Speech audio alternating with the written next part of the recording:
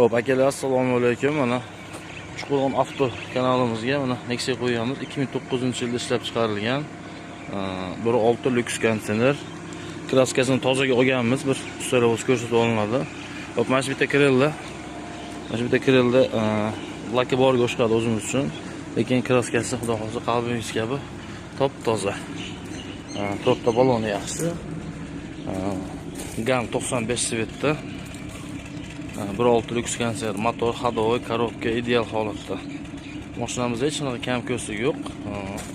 Xudo xolasa olasiz, minasiz. Dokumenti generalniy оформить, xohlagan dokument umata qilib beriladi. Inshaalloh mana ishlari ham hamma yo'q joyida. Hop.